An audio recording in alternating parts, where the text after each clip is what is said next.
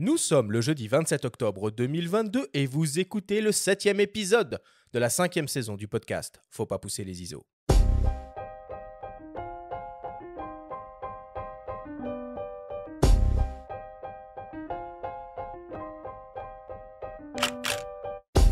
Bienvenue sur Faut pas pousser les ISO, le podcast hebdo pour tous les passionnés de photos et de vidéos.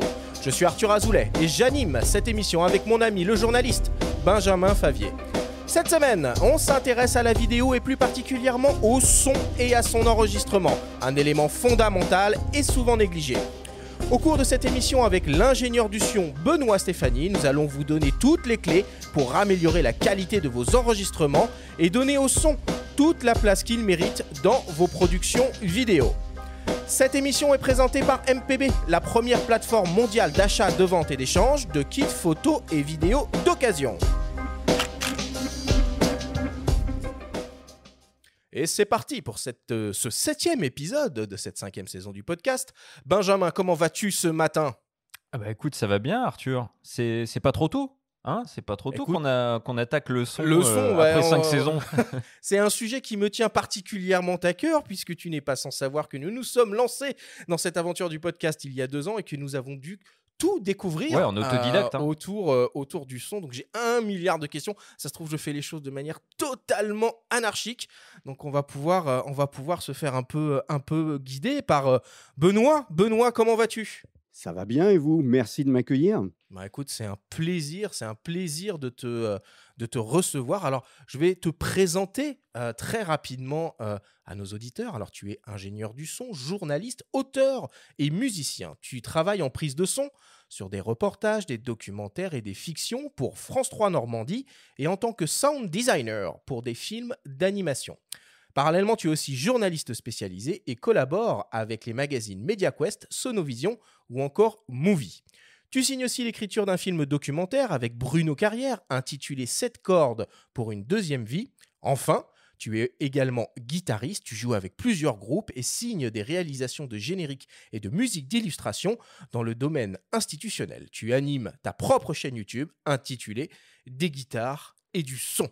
Est-ce que tout est bien là, Benoît ? Bah écoute, merci pour cette espèce de raccourci de ma vie professionnelle. C'est pas mal. On aurait dû mettre des petits extraits de guitare, tiens, ça aurait été sympa. Ah oui, j'ai pas pensé. Non, en fait, ce que vous aurez peut-être noté, c'est que j'ai découvert le son par le biais de la musique, comme je dirais peut-être 80% des gens du son. Ouais, nous on fait partie des 20 autres %. C'est pas c'est en train de devenir un peu votre métier, mais c'était pas votre métier principal, je pense. On était plus de l'écrit, éventuellement un peu de la vidéo, mais on a commencé dans un garage. Des journalistes à l'ancienne, quoi. Ouais. Et Benoît, tiens, parle-nous un peu de ces magazines, la MediaQuest, Sonovision, Movie. C'est des magazines qui parlent de quoi ? Qui s'adressent à qui ? Alors, c'est des magazines qui traitent d'audiovisuel au sens large et puis qui ont tous leur cible un petit peu particulière. On va commencer peut-être par MediaQuest. Donc, c'est un magazine très orienté broadcast, diffusion des images et du son, donc très, cinéma très aussi, pro, quoi, pour le coup. production, post-production, etc. Ouais. Après, on a Sonovision qui, aujourd'hui, n'est plus le Sonovision d'avant, donc qui, lui, va en fait s'intéresser à tout ce qui est hors média, c'est-à-dire le monde institutionnel, par exemple, le monde de l'entreprise.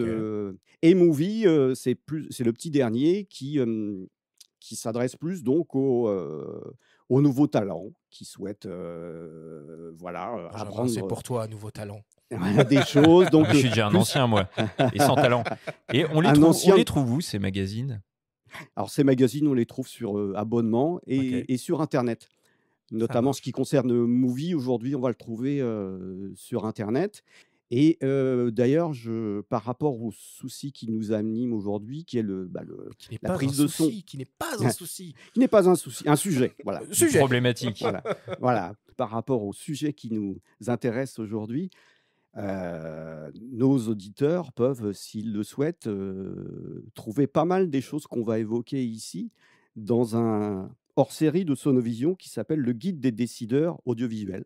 Voilà. Ça marche. Merci beaucoup, Benoît. En tout cas, on est vraiment ravis de t'avoir avec nous. Alors, Au cours de cette émission, nous aurons également le plaisir d'entendre les témoignages de l'audio-naturaliste et artiste sonore Marc Namblard, du vidéaste Benjamin Tanto de la chaîne YouTube Derrière la caméra et du réalisateur Bernard Bertrand qui est ambassadeur Lumix.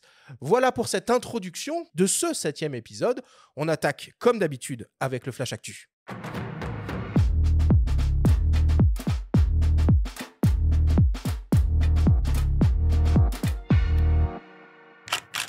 Cette semaine, dans le Flash Actu, Sony lance la 5e version de son Alpha 7R. OM System signe son premier boîtier et Leica fait marcher sa machine à remonter le temps. Le Flash Actu vous est présenté par Fox.fr, le site des spécialistes de l'image.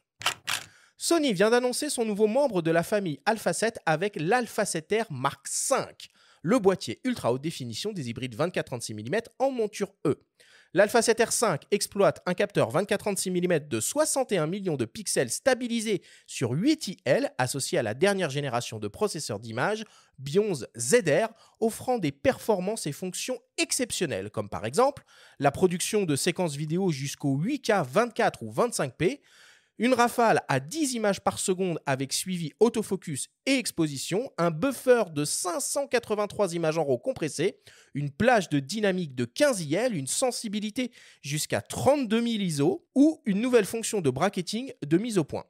Il intègre une toute nouvelle génération d'autofocus avec reconnaissance du sujet grâce à un processeur dédié à l'intelligence artificielle et au deep learning capable d'anticiper les mouvements d'un sujet humain. L'appareil inaugure une nouvelle fonction multi-shot permettant de réaliser des prises de vue jusqu'à 240 millions de pixels parfaitement alignés grâce aux algorithmes et à la finesse de déplacement offerte par le nouveau système de stabilisation capteur. Le système peut même compenser automatiquement des petits déplacements de sujet, comme par exemple le mouvement des feuilles dans un arbre. Niveau ergonomie, on retrouve un écran tactile arrière entièrement orientable, un viseur électronique de plus de 9 millions de pixels, 2 slots CF Express type A SDXC, le nouveau système de menu tactile et de nombreuses fonctions de personnalisation. Le nouveau Sony Alpha 7R5 sera disponible dès la fin du mois de novembre et proposé au prix de 4 699 €. On continue avec les nouveautés boîtiers avec le premier appareil de l'ère post-Olympus réellement signé OM System. Il s'agit de l'OM5, un appareil tout-terrain certifié IP53 équipé d'un capteur au format micro 4 tiers de 20 millions de pixels stabilisé sur 7,5 IL et associé au processeur d'image TruePic 9. Le boîtier est équipé d'un système autofocus hybride face contraste sur 121 points avec détection des yeux, offre une sensibilité pouvant monter jusqu'à 25 600 ISO, permet des prises de vue en rafale jusqu'à 10 images par seconde et offre des possibilités d'enregistrement en vidéo jusqu'au C4K 24p. On retrouve un mode haute résolution par assemblage jusqu'à 50 millions de pixels à main levée et 80 millions de pixels avec un trépied. L'appareil est compact et léger naturellement avec un écran entièrement orientable et un viseur électronique de 2,3 millions de pixels en technologie OLED. L'Olympus OM5 sera disponible à la fin du mois de novembre et proposé nu au prix de 1 299 €. Deux kits seront proposés, l'un avec un 12-45 mm f4 Pro et l'autre avec un 14-150 mm f4 5.6. Ces deux kits seront proposés au prix de 1 699 €. Et enfin, pour terminer, incroyable mais vrai, Leica redonne vie à un appareil mythique, une référence pour des milliers de photographes, un boîtier qui était sorti du catalogue il y a 20 ans et qui était entré en 1984. Il s'agit évidemment du Leica M6, boîtier télémétrique argentique. La version 2022 de l'appareil est à quelques détails près la même que celle d'il y a 20 ans. On note tout de même un nouveau traitement de surface des lentilles du viseur télémétrique, l'apparition d'un témoin de bonne mesure de lumière et d'état d'usure de la pile.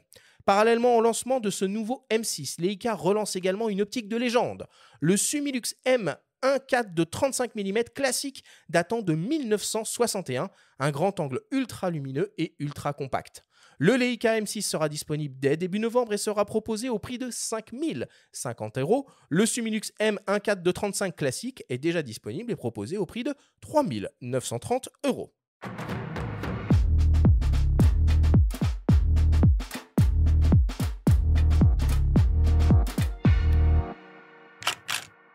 Alors si on m'avait dit un jour que je ferais une petite chronique sur un appareil argentique télémétrique proposé en 2022 à plus de 5 000 balles, Eh ben, je l'aurais pas cru. Bon, on aurait deviné qu'il aurait s'agi de Leica, en tout cas. Hein. Ça, c'est pas une surprise. C'est rigolo quand même. Ah, moi, je suis super content. Bah ouais. Ça veut peut-être dire que le M6 va décoter en occasion. Je l'espère en tout cas.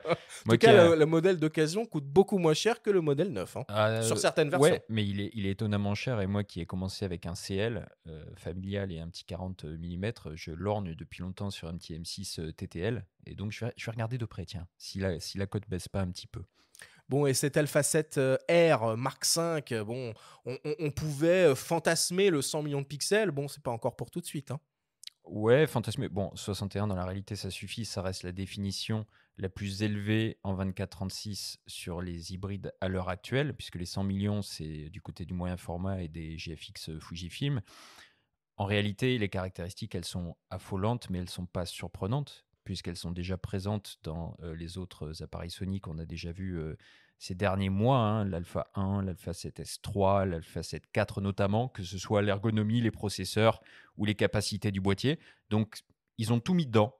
Et ça fait un boîtier exactement qui est très impressionnant. Ça fait un boîtier un peu vitrine.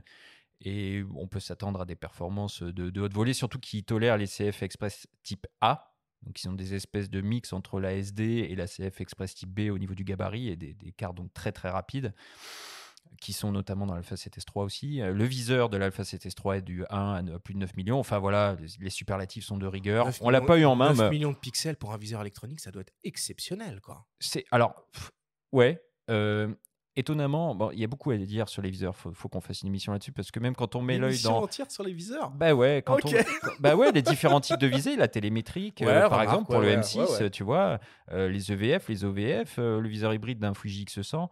Et quand on met l'œil dans le viseur hybride du Z9 qui ne fait que, je mets les guillemets, 3,6 millions. On se rend compte que finalement, le viseur, il est vachement bien, il est super agréable. Donc, c'est pas qu'une question de pixels. De millions de pixels. Alors, moi, ce que je voulais rebondir sur vos remarques en disant si on m'avait dit que voilà, je présenterais un nouveau boîtier argentique, et je pensais à ça, je me dis, moi, si on m'avait dit dans les années fin 80, début 90, que en fait, le vinyle reviendrait en force et qu'on écouterait, enfin que les jeunes seraient fans avec ça, et que peut-être c'est ça qui est en train de faire redémarrer l'hi-fi. Tu l'aurais pas cru. Je ne l'aurais pas cru, franchement. Mais c'est souvent par manque d'innovation qu'on revient à ce qu'on connaît le mieux. Hein. Et puis pour le coup, en musique, le vinyle, c'est maintenant quasiment le seul support qui se vend un peu, quoi. Pour le coup. Exactement. C'est-à-dire qu'on arrive à un moment où finalement, on a le CD qui est quand même en perte de vitesse, on a les contenus dématérialisés d'un côté, et puis la rematérialisation qui arrive par le biais du vinyle. Bon, moi j'avoue que ça me qui est un laisse bel objet en Je soi. pense que la cassette va revenir aussi. La cassette. Savoir. Mais regarde sur les appareils photo, les designs de certains hybrides chez Fuji, chez Olympus, chez Nikon, pour ça, hein. Tu vois, ils ont lorgné sur le rétro aussi, donc bon, pourquoi pas. Bon, rétro style. Clairement.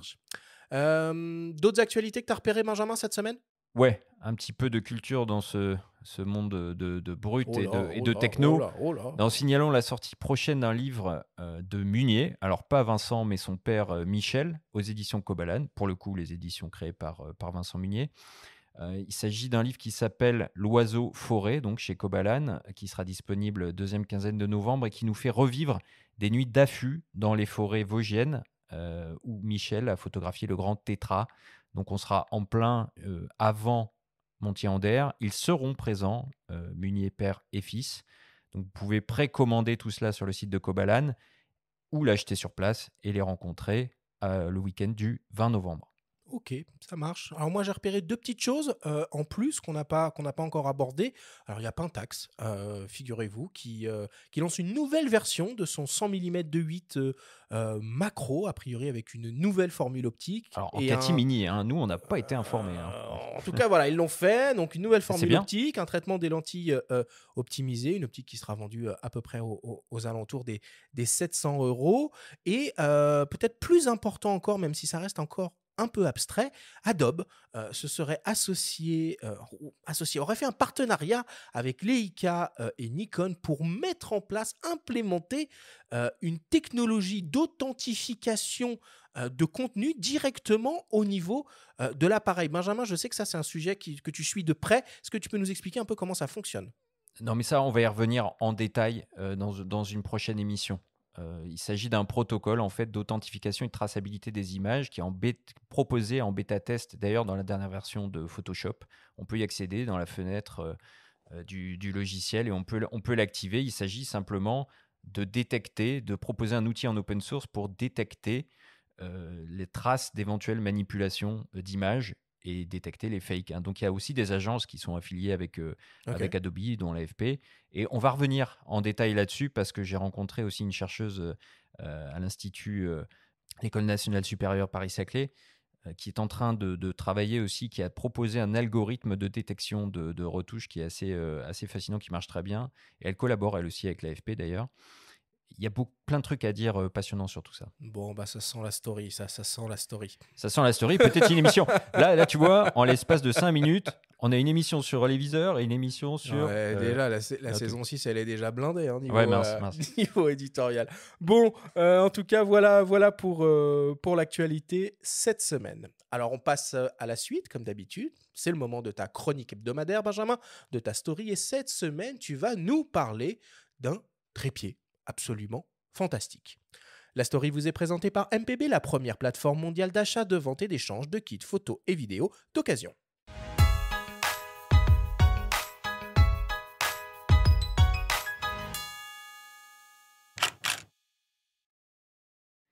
Une campagne de financement participatif autour d'un trépied, ça vous dit peut-être quelque chose.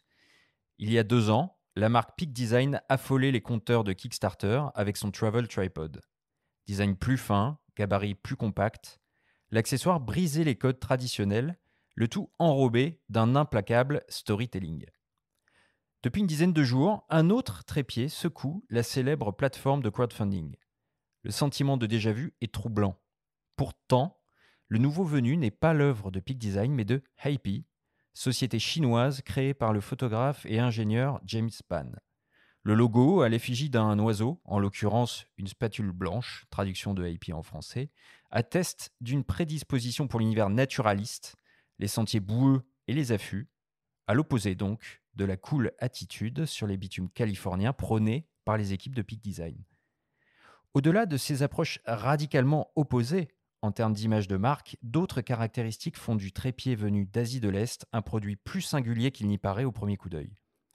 Le concept 3 en 1 revendiqué par IP s'explique par la présence, en plus des 3 jambes en fibre de carbone, de 2 pièces en aluminium, une rotule et un mini trépied totalement intégré puisqu'il fait office de colonne centrale. Amovible, il peut être inséré à l'envers pour photographier au ras du sol ou bien utilisé en tant que support à part entière. Sur la page dédiée à la campagne de financement, le créateur, James Ban, souligne, face caméra, croquis à l'appui, le caractère unique à ses yeux de ce système, mûri au cours de 3 années de recherche. En arrière-plan, on aperçoit un portrait de Steve Jobs, sciemment intégré dans le cadre. Pas sûr que ce clin d'œil à l'emblématique patron d'Apple fasse sourire les concurrents californiens. Autre signe distinctif du trépied signé IP par rapport au Travel Tripod, une rotule optimisée pour les mouvements panoramiques avec des incréments tous les 10 degrés, cliquables au besoin, pour les prises de vue nocturnes. Dans cette même rotule niche un support pour smartphone. Enfin, ce modèle de 1,35 kg étale toute la panoplie que l'on attend d'un tel accessoire. Crochet de lestage, plateau compatible avec la norme Arca, pointe en acier, une vraie liste de Noël. En attendant la commercialisation, prévue en janvier, une poignée de youtubeurs assure le teasing. L'ambassadeur d'OM System Espen Eland, spécialisé dans la photo animalière, montre par exemple la rapidité avec laquelle l'arsenal se déploie. 15 secondes chrono en main, ou encore la stabilité de l'ensemble, toutes jambes et segments dehors. Vous l'aurez compris, la hype IP bat son plein. L'élève de Shenzhen pourrait bien n'avoir dépassé le modèle californien et signé un coup de maître.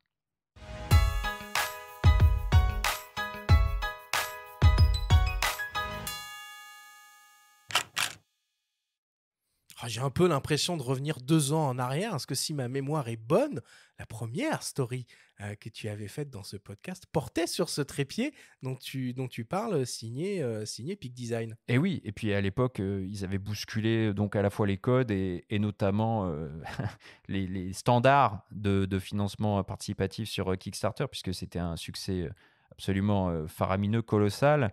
Là, c'est le cas aussi de ce constructeur qui est donc un artisan, hein, qui est un photographe amateur chinois, qui est un ancien ingénieur, qui a lancé ce projet-là. Je vous invite à aller consulter la page sur Kickstarter. Donc, AIP, ça s'écrit HEIPI. Ils ont déjà récolté plus de 350 000 euros à l'heure où on diffuse cette émission sur les 10 000 qui étaient requis. Donc, oui, le projet va voir le jour. 350 000 euros. Le trépied est proposé pour l'instant à travers cette campagne au prix de 299 $. Ça fait à peu près 305 euros selon le cours actuel de l'euro. C'est beaucoup moins cher que le Peak Design pour le coup, là. Alors, le Peak Design, il y avait 2 versions. Il y avait une version alu et une version carbone. Ouais, Effectivement, mais la version carbone était aux alentours des 600 $. c'est ça, quoi. Ouais, absolument. Là, il s'agit donc de... Mais l'originalité, enfin, ce qui est vraiment intéressant sur ce modèle-là, c'est qu'il s'agit d'un trépied en fibre de carbone pour la base, mais surtout qu'il y a un second trépied à l'intérieur, un mini trépied du coup, qui fait office de colonne centrale qu'on peut enlever, qui lui est en aluminium. Et donc, ils ont réussi à proposer, a priori, on va toujours mettre le conditionnel parce qu'on ne l'a pas eu en main, mais enfin, les premiers tests qui apparaissent sur les blogs ont l'air plutôt convaincants. Ils ont réussi à faire un petit peu un système 2 en 1 qui, pour le coup, sur le papier, est hyper séduisant. On a l'impression qu'ils ont mis en fait sur la table tout ce qu'il fallait mettre sur un trépied. Ils ont Ils ont fait en leur train de tambouille faire all-in, là. en et ce ils ont réussi. moment. Ouais, ils ont réussi leur coup. Mais attention, toujours le conditionnel de rigueur quand même. Moi, j'ai un souvenir aussi récent en tête. Hein, c'était Yashica. Il y avait une campagne Yashica The Unexpected à l'époque. Donc, soi-disant un revival d'un très bel appareil Yashica qui Ouais. était en fait un appareil tout en plastique prêt à jeter, quoi, tout simplement, quoi, qui était un vrai jetable au Faut se sens méfier strict. un peu des campagnes de financement, Faire attention. de crowdfunding. Tout ne voit pas toujours le jour et ça peut être une belle manière de détourner ou de récupérer de manière plus ou moins illégale un peu d'argent. Bref, on verra du coup dans quelques mois si ce projet aboutit réellement. Benoît, du coup, dans l'univers du son sur le terrain, j'imagine aussi que la moindre économie de poids est intéressante. Au niveau des pieds pour les micros que vous pouvez être amené à utiliser, c'est aussi le carbone qui est de rigueur. Oui.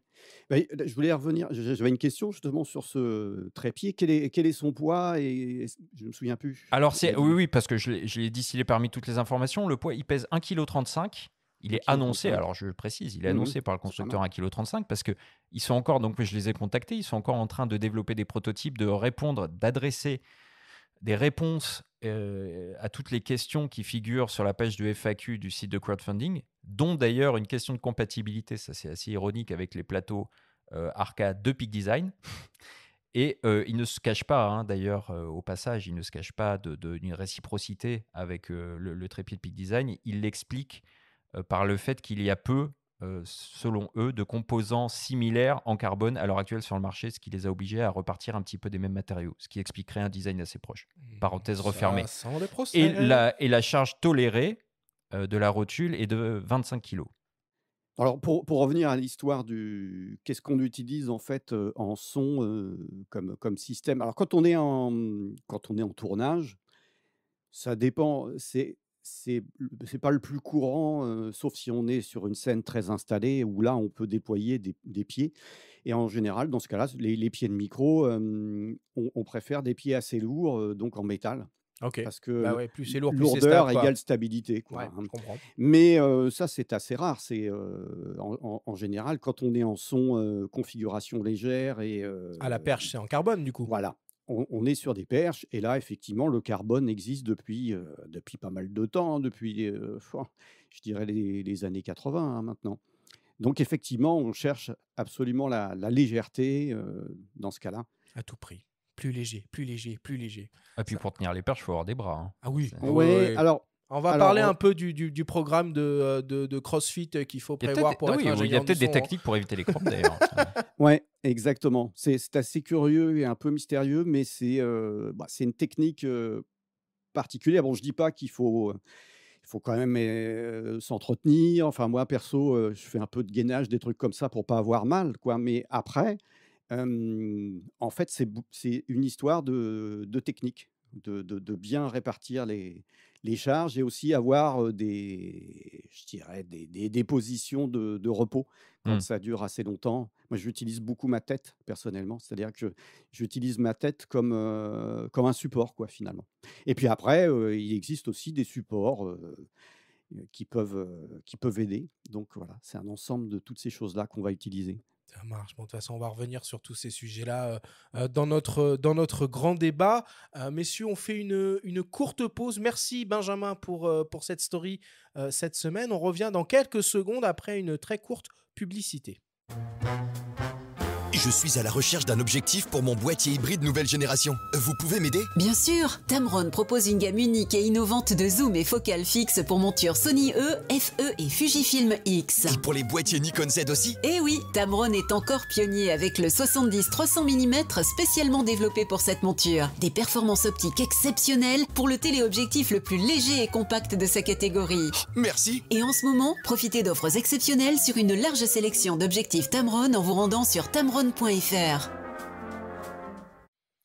Nous sommes de retour dans Faut pas pousser les ISO avec l'ingénieur du son Benoît Stéphanie pour parler d'enregistrement sonore pour la vidéo.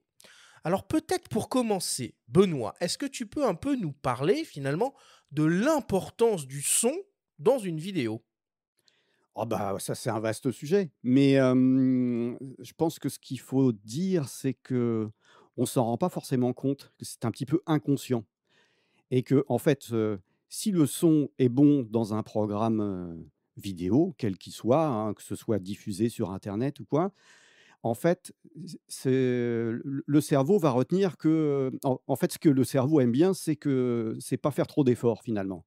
Donc, ça veut dire que si vous demandez beaucoup d'efforts au cerveau pour comprendre ce qui se passe, en fait, le cerveau, il va pas être content et il va vous le dire, quoi.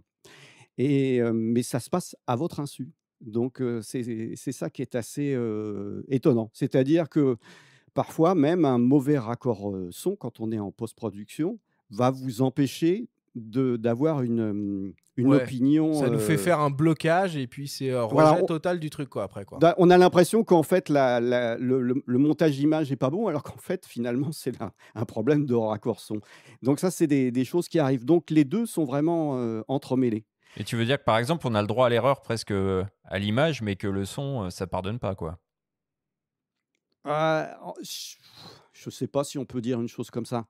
En tout cas, ce que moi je retiens, c'est qu'il faut, si vous voulez, si vous êtes créateur de contenu, il faut que votre son soit agréable à écouter. Ouais. Donc, agréable, ça veut dire quoi? Ça veut dire plaisant, et cetera. Mais si, par exemple, il y a beaucoup de voix, de paroles, il faut que ce soit facile à comprendre, très intelligible. C'est ça qui va faire la différence. Et quand je vois, pas mal de jeunes, youtubeurs, et cetera, il y en a encore qui, privilégient l'image, qui font parfois des trucs assez léchés. Je pense, à Léna Situation, par exemple. Au niveau on peut dire qu'il y a une recherche stylistique dans son image, mais enfin, ça fait longtemps que j'ai écouté, mais je me souviens, il y a quelque temps, avoir regardé quelque chose, Mmh. sur ma télévision. C'était extrêmement indigeste, c'était fort, faible, fallait bouger la zapette tout le Ouais, temps, ouais. et ça n'allait pas, quoi. Et donc c'est un frein à son succès. Bon, elle a quand même réussi, Ouais, donc après, je me fais pas trop de soucis pour elle. Mais bon, en tout cas, nous qui portons une attention toute particulière à la qualité sonore de nos podcasts, tu penses qu'on a raison de mettre le paquet à ce niveau-là? oh bah, oui, là, ça me paraît évident. C'est Non, tiens, on va c'est prendre nos c'est téléphones finalement. On va Non, faire une mais parce émission que regarde, dégueulasse. Non, regarde mais ça- Benjamin, on pourrait faire beaucoup plus simple, Exactement. beaucoup moins lourd en termes de matériel, d'organisation, de post-production. Bon, voilà, on met du temps, on met des moyens là-dedans et pour que ça soit agréable à écouter pour nos auditeurs, quoi. On en revient à ce que disait encore Depardon, on met les moyens. Alors, Benoît, il y a quand même un truc qui revient souvent là, quand on parle de son d'une manière générale, et peut-être même encore plus au niveau de la vidéo, c'est que c'est hyper compliqué et que c'est pas intuitif. Je t'avouerai que je suis un peu d'accord avec ça. Qu'est-ce que tu en penses, toi? Bah oui, complètement, c'est un truc qui revient très, très souvent. Donc alors pourquoi c'est compliqué et pourquoi, c'est pas intuitif? C'est Je intimidant pense même, je dirais. Ouais, alors je pense que déjà, finalement, quand on fait du son et du son à l'image, en fait, on se doit de connecter, en fait, plusieurs appareils, entre eux, hein. Mmh. Si vous partez avec une caméra ou un appareil photo, bon, une fois que l'objectif il est mis, c'est bon. Vous appuyez, vous allumez votre appareil, vous faites vos réglages et boum, vous êtes prêt.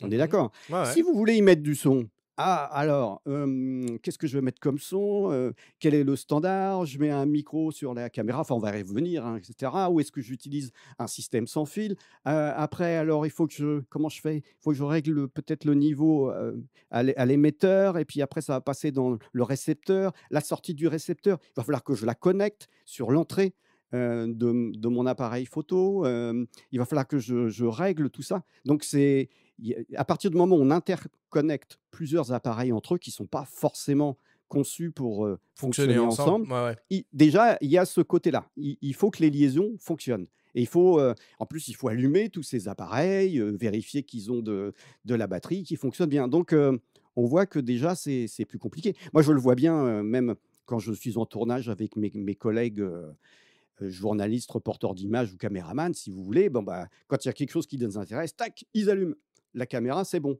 Moi, je suis là, il faut que j'allume ma mixette, il faut que je vérifie que mes systèmes sans fil sont allumés, que mes niveaux sont là. Bref, j'ai un temps de latence qui est plus important, hein, qui va être de l'ordre de peut-être une trentaine, quarantaine de secondes. Alors que donc pour dégainer, hein, vous voyez, c'est déjà un petit peu plus long. Et puis, alors, souvent, j'ai une perche avec un fil, tout ça.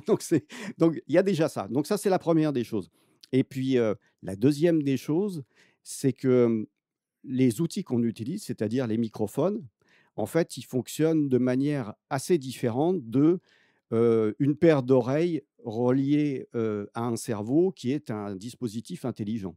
Alors qu'un microphone, connecté à un préampli, que ce soit un préampli de petite mixette ou un préampli qui va se trouver sur la caméra ou l'appareil photo, c'est pas un dispositif intelligent. Donc Ouais, le mais rendu est très différent. c'est Donc d'autant le plus difficile, pardon, c'est d'autant plus difficile tout ça quand on est seul, parce que là tu parles aussi de ton cas quand tu es avec une équipe de tournage, mais quand tu es seul et que tu dois penser à tout ça, c'est un autre univers le son, quoi. Quand tu dois déjà gérer ton cadrage, etc., il faut ensuite penser au son, faut se renseigner peut-être avant de se lancer, parce que c'est effrayant, quoi. Sur le terrain, on sait pas, enfin, il faut penser à tout, quoi.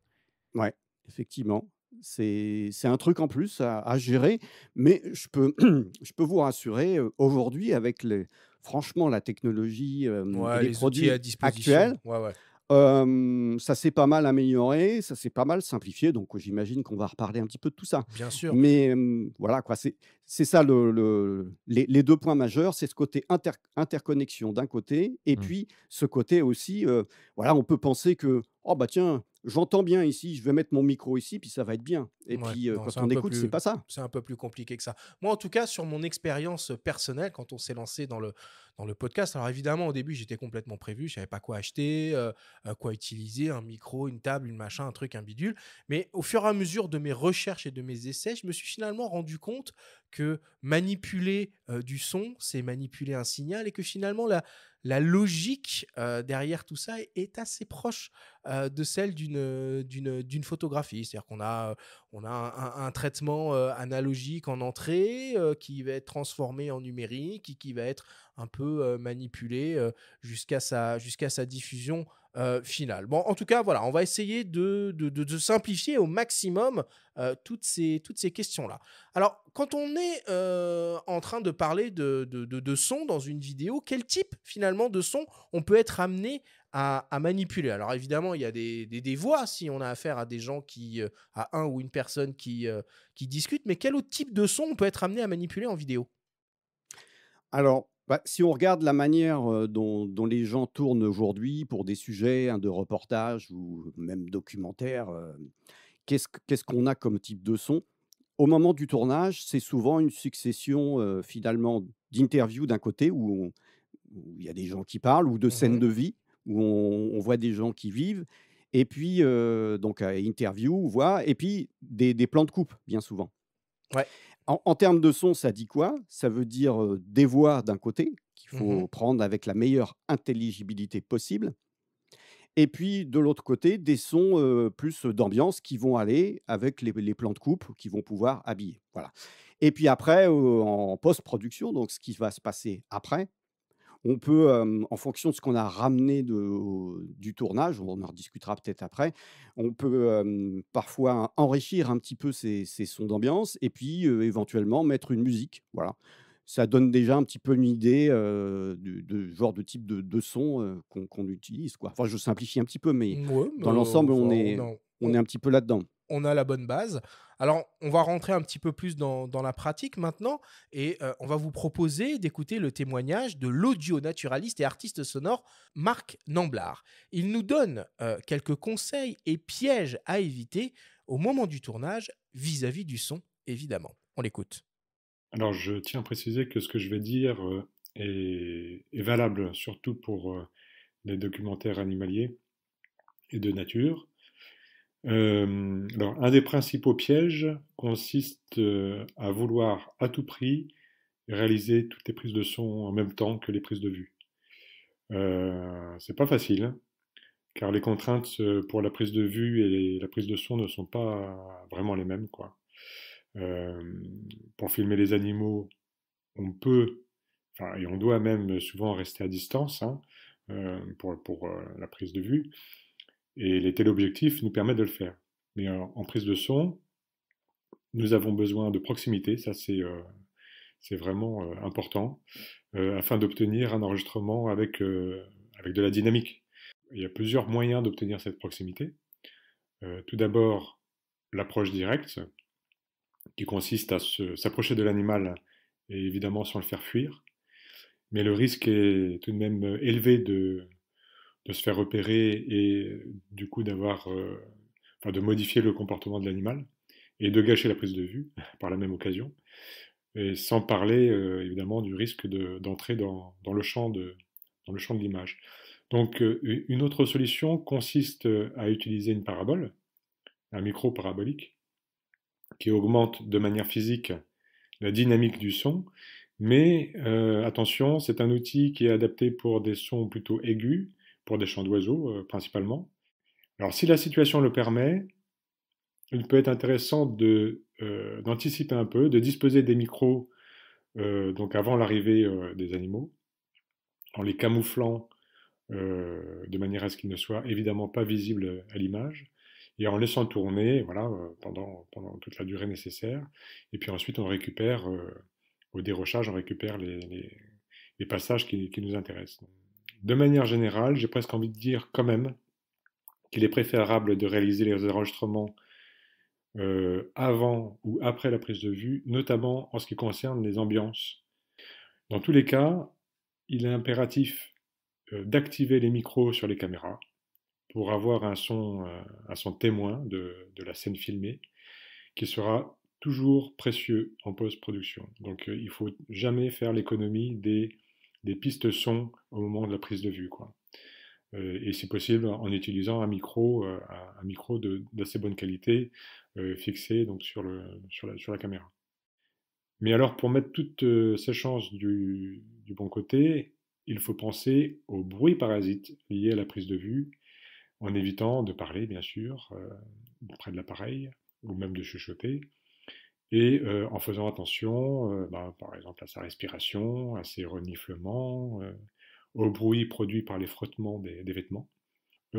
Utiliser plutôt des doudounes sur la bannière, hein, il vaut mieux utiliser des polaires et avoir des couches de polaires voilà, qui permettent d'obtenir des mouvements en faisant moins de bruit parasite. Ouais, et puis juste un mot, mais moi, pour l'avoir vu bosser en condition, Marc, c'est quand même un sacré personnage. Quand il se trimballe au milieu de la brousse ou de la faune sauvage avec ses micros, et notamment ses micros paraboliques dont il parlait, je me souviens qu'il avait C'est des trucs passé d'espion, ça. voilà, les douanes américaines, il le prenait pour un espion, il l'avait vraiment embêté parce que tout son arsenal de micros était assez impressionnant. Il y a des micros étanches, etc., qui mettaient sous l'eau pour attendre le passage de certains ours. C'est un boulot fascinant, et sur le terrain, il faut pas faire de bruit. Et comme il dit, le moindre chuchotement, le moindre bruit parasite, souvent on l'entendait pester à distance, parce que lui nous entendait évidemment, nous on savait pas où il était. Et il faut vraiment avoir conscience de ça. Quand on a un preneur de son pas loin, il faut vraiment faire silence, quoi. Ouais, c'est passionnant tout ce que vous dites, et c'est passionnant ce que dit, Marc aussi. Et je voulais juste rebondir là-dessus parce que je trouve qu'effectivement les audionaturalistes, sont des gens, fascinants et que c'est bien de leur rendre hommage. Et il se trouve que par hasard, j'ai aussi interviewé un spécialiste, voilà, de la prise de son, pour les d'ambiance naturelle et d'animaux. Et il s'appelle Fernand Desroussen. Et il se trouve que son interview va passer dans le prochain Sonovision, OK. donc ça nous ramène là. Mais non, blague à part, c'est fascinant ce qu'ils peuvent raconter ces gens-là. Il faut moi je suis en admiration, et ils ont plein d'anecdotes de tournage vraiment, intéressantes et amusantes, du genre, faut camoufler les fils du micro parce que sinon, les oiseaux peuvent penser que ce sont des serpents et des Ouais. prédateurs, donc voilà, ça va pas. Ou alors, certains rongeurs, adorent le caoutchouc, donc ils vont avoir tendance à ronger les fils ou le matériel, les bonnettes, et cetera. Enfin, c'est tout à fait fascinant. Donc ça, voilà, mais c'est une discipline à part, très, très particulière et qui concerne, somme toute, peu de gens. Cela dit, quand Marc disait: «C'est important de ramener, d'utiliser les pistes son qui sont sur les caméras et Ils de sont témoins, en ouais. voilà, en gros, ramener le plus de matière possible lors d'un tournage». Oui, oui, oui, il a complètement raison là-dessus, et ça demande effectivement des précautions. C'est vrai que si pendant que vous faites, votre prise de vue, vous causez, vous toussez, vous faites du bruit, et ben la prise de son sera ruinée. Et c'est pas toujours évident parce que parfois on est avec des gens ou des invités qui vont passer, on veut leur poser des questions pendant que qu'on tourne, et ça, il faut éviter à tout prix. Oui, ou en pleine nature pendant un affût qui peut durer 4 heures, 5 heures, bon, encore plus longtemps, où il se passe rien. C'est dur de c'est dur de parfois pas parler, quoi. Mais c'est marrant parce que toutes ces petites choses auxquelles il faut être particulièrement attentif dès qu'on traite un peu de son, souvent on apprend par l'expérience. Moi, je me rappelle de certains enregistrements de cette émission où on a des ambulances qui passaient à toute balle sur le boulevard qui est au-dessus de nous, Mmh. où la première fois, ça nous paraissait être un bruit auquel on n'a pas prêté attention. Et on s'est rendu compte en post-prod que c'était pas bon du tout, et malheureusement on pouvait pas refaire. Donc c'est vraiment par l'expérience qu'on apprend à être très attentif à tous ces petits détails. Bon, je vous propose maintenant qu'on s'intéresse aux différentes solutions techniques qui existent, qui sont à disposition pour l'enregistrement sonore autour des vidéos.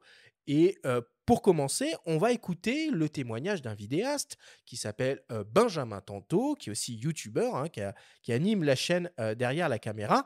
Il nous parle un peu de son setup audio qu'il utilise sur le terrain et aussi chez lui en home studio. On l'écoute. Alors l'importance du son dans mes vidéos, effectivement, c'est un gros sujet. Et déjà pour notre thématique, pour nous autres vidéastes et particulièrement sur YouTube, c'est hyper important. C'est vrai que c'est souvent ce qu'on dit sur YouTube, c'est vraiment le premier élément technique, il faut que ça soit propre. On a tendance à dire que le spectateur va rester devant une vidéo de qualité moyenne au niveau de l'image, mais avec un bon son. Par contre, l'inverse, si le propos est inaudible et incompréhensible, là, ça va être compliqué. Donc, alors moi, il y a un petit peu j'ai tendance à utiliser 2 setups, que ça soit en extérieur ou en intérieur, en studio, pour faire une voix off. Au niveau du matériel, si je commence par mes tournages en extérieur, généralement, moi, la base, c'est au moins avoir un micro caméra qu'on va venir placer sur la griffe de la caméra. D'autant plus si c'est en extérieur, il y a beaucoup de vent, avec une bonnette anti-vent. Donc moi, je teste beaucoup de matériel, d'équipement sur la chaîne, mais généralement, dernièrement, j'utilise un Videomic NTG, c'est aux alentours de 200 €. C'est un micro, directionnel qui se met sur la griffe de la caméra. Et voilà, tu peux adapter facilement une bonnette anti-vent, dessus. Il y a une petite suspension pour éviter les vibrations et de transmettre, voilà, des bruits, parasites lors de l'enregistrement. Et ça, c'est vraiment la base quand je veux capturer, alors soit un micro-trottoir, mais plutôt des bruitages, on va dire capter l'ambiance de ce que je filme. Et puis, le 2e, produit que j'utilise la plupart du temps, là, quand je veux vraiment capturer une voix de qualité, donc que ça soit pour, une interview, par exemple, là, je vais plutôt, moi, partir sur un micro-cravate. Généralement, en reportage, c'est ce qu'il y a de plus simple et de plus rapide à installer. Donc, moi, au niveau du micro-cravate, ce que j'aime bien utiliser et conseiller, c'est, généralement d'ailleurs, c'est ce que là, je suis en train de citer comme référence, c'est plutôt les produits de chez Rode. Donc, par exemple, un kit Rode Wireless Go, c'est relativement abordable pour commencer, c'est plutôt de bonne qualité et en fait, tu as 2 émetteurs pour un récepteur. Donc ça, c'est intéressant quand tu fais, pour une interview, mais si tu as 2 personnes à interviewer ou tu as un échange, une conversation, bah là, tu as juste ton récepteur sur la caméra et puis tu as 2 émetteurs que tu places sur tes sujets. Alors pour la voix off, le setup va être un peu différent. Alors moi, j'ai testé beaucoup de choses. En fait, moi, c'est vrai qu'au début, je continuais d'utiliser mon micro-cravate sur mon appareil photo. J'ai même parfois, alors pourtant je voulais pas l'image, je gardais, je mettais le capuchon même si j'avais l'image noire, mais je me servais de mon appareil photo comme enregistreur, on va dire. Bon, ça, c'est vraiment pas la meilleure des méthodes. Généralement, on conseille d'utiliser une interface audio qui se connecte directement sur l'ordinateur et puis ensuite tu lances ton logiciel d'enregistrement. Moi, ce que j'utilise déjà depuis quelques années, c'est plutôt un enregistreur audio externe. Alors moi, j'utilise un Zoom H6 et voilà, en XLR, j'ai branché un micro canon, un micro semi-canon, c'est un MKE 600 de chez Sennheiser. On est peut-être plus trop dans l'entrée de gamme, on arrive sur du milieu de gamme, mais bon, il y a des micros beaucoup plus chers, donc je trouve que ça reste accessible. Bah, j'ai un fichier externe et du coup, je le mets sur mon logiciel et ensuite, il y a une petite, bah, non, du coup, il y a même pas de synchronisation. Quand je suis dans le cadre, on va dire, d'un tuto où je me filme pas au niveau de l'image, il y a pas besoin de faire de synchronisation. Si jamais j'ai ma caméra qui tourne, là, voilà, il y a une petite synchronisation à faire, mais ça se fait, assez facilement sur logiciel.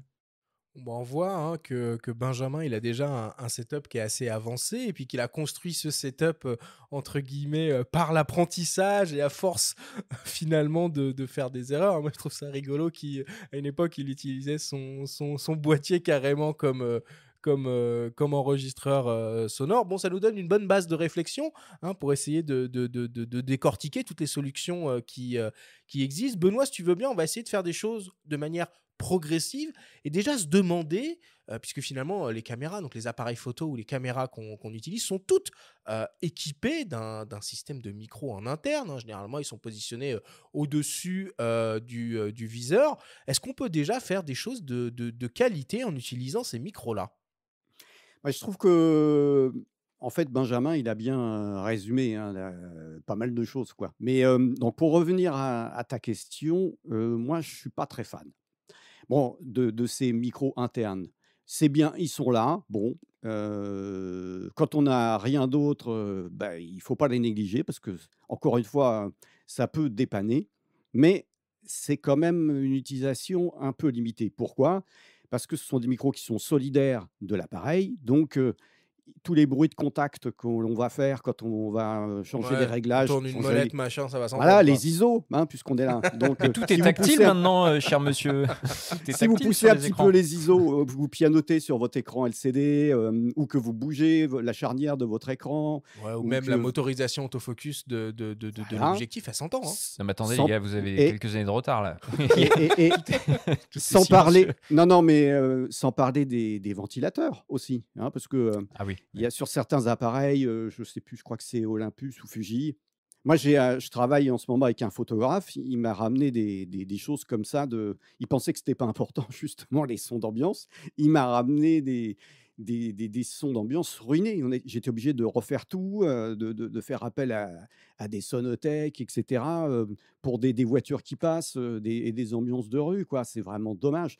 Donc voilà, ça, c'est un premier problème. Et Hein, pourtant, il y a des marques comme Sony là, qui sortent des boîtiers dédiés au Vlog avec des Vlog. micros, trois capsules intégrées. Quoi. ouais. Et ça, même ça, tu bannis, tu regardes pas. Bah, après, ça dépend parce que si le Vlog, faut regarder comment c'est fait. Si on met la caméra ou le dispositif de captation image sur un pied qu'on n'y touche plus et qu'on est en intérieur, Ouais, peut-être. ça peut passer, ouais. Ouais. Mais si tu es en extérieur et que tu es derrière la caméra, tu vas forcément tu vas manipuler, même tu vas me mettre sur un trépied, tu vas bouger, sans parler des bruits du vent, parce que c'est de ça dont parlait aussi Benjamin, il a complètement raison.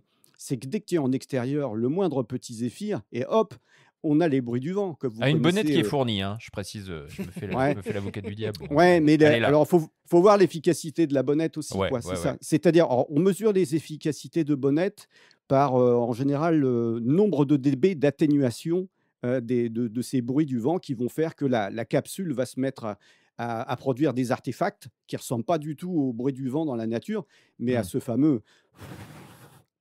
Je sais pas si on l'entend bien. Ah, Non, tu le fais peut-être pas vachement encore. bien. Si, Je si. fais bien. Ah ouais, tu le fais vachement bien. Bruitage de vent.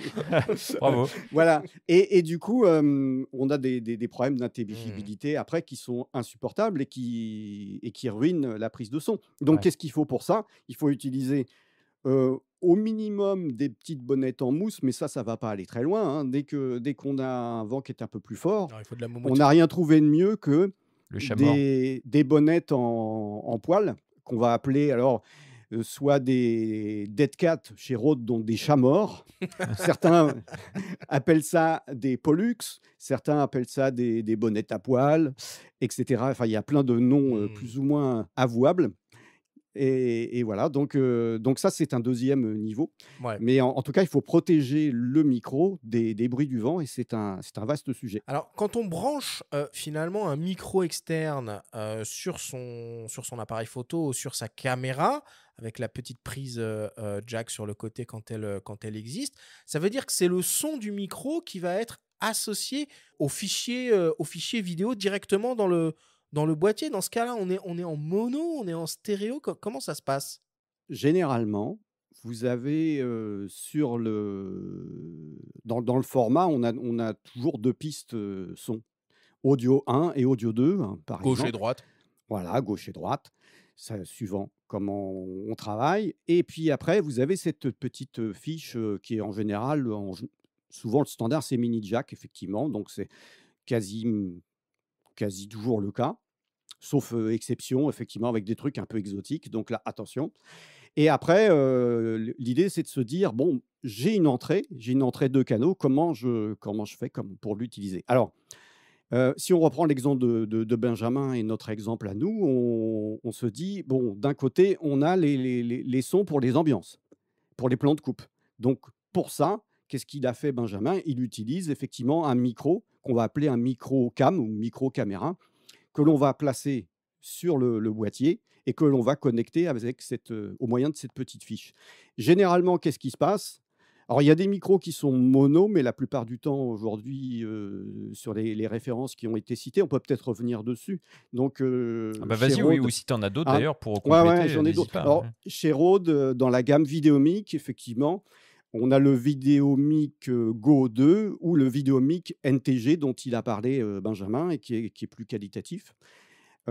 Chez Shure, vous avez le VP83 et puis chez Sennheiser, il y a des références comme les MKE 400 ou MKE 200. Ouais, Voilà. le 200 est vachement bien, je trouve, très petit. Ouais. Enfin, D'accord. Voilà, l'idée, c'est d'avoir ces références-là, je les cite parce que ils ont été étudiés pour cet exercice-là, c'est-à-dire qu'ils sont à la fois légers, suffisamment puissants aussi pour aller attaquer une électronique qui n'est pas démente, parce que les fabricants d'appareils photo, ils font pas leur publicité sur la qualité de leurs électroniques audio. Donc évidemment, voilà. Et après, comme me disait Arthur, est-ce qu'on est en mono, est-ce qu'on est en stéréo? Souvent, quand on branche le connecteur mini jack d'un micro caméra, c'est bien souvent le même son qu'on va avoir sur les Sur canaux les deux gauche et pistes. droite, Ouais, hein. c'est ça. Quand on est avec un micro mono, sauf si on a un micro qui est stéréo, à ce moment-là, on va avoir quelque chose qui sera différent à gauche et à droite. Donc, d'un cas, micro mono, double mono, on va dire, micro stéréo, quelque chose qui va être différent à gauche et à droite. C'est le cas, par exemple, si on utilise ce que disait Benjamin, là, le kit de micro HF Wireless Go 2, qui peut gérer du coup deux émetteurs pour deux personnes interviewées. sur l'une des pistes qui va être mise sur on va dire la piste de gauche sur la vidéo, on a la première personne, et sur l'autre, et sur la piste de droite, on a le second interlocuteur. Mais alors, attention, parce que si tu utilises ce système-là et que tu veux quand même un son témoin, ça veut dire qu'il faut le dissocier et utiliser un autre Ah oui, bah là, outil, ouais, c'est ça. Là, tu peux comme pas, le disait Benjamin d'ailleurs dans sa Ouais, capsule, parce que du coup, ouais. tu n'as pas de son témoin, parce que tu vas mettre l'émetteur sur l'appareil. Exactement. Hein, Exactement. dans ce cas-là. Ou alors, tu as un système, est-ce qu'on peut envisager, je sais pas, la plupart de nos auditeurs peut-être visualiseront le schéma, mais si on a deux appareils, deux personnes interviewées, un appareil pour des plans plus serrés, un appareil pour des plans plus larges, est-ce qu'on peut mettre, par exemple, ce système de Wireless Go sur un appareil et puis le son témoin sur l'autre? Oui, en multicaméra, tu veux dire? Ouais. Ouais. Oui, oui, absolument. Après, voir le son témoin, il va te servir à quoi exactement? Si tu es, je reprends l'exemple d'une interview en mode monocam, ton son, ce que tu veux, c'est en fait, toi, ce qui t'intéresse, c'est d'avoir le son de ton interview. Absolument. Donc, le son témoin, tu n'en as pas forcément besoin à ce moment-là. Ou est-ce qu'il peut venir enrichir, par exemple, s'il y a une ambiance, s'il y a des sons de nature en fond, etc. Est-ce qu'un son témoin avec un bon micro peut avoir un intérêt? Est-ce qu'il peut venir densifier une ambiance sonore faite avec des micro-cravates? Ça peut.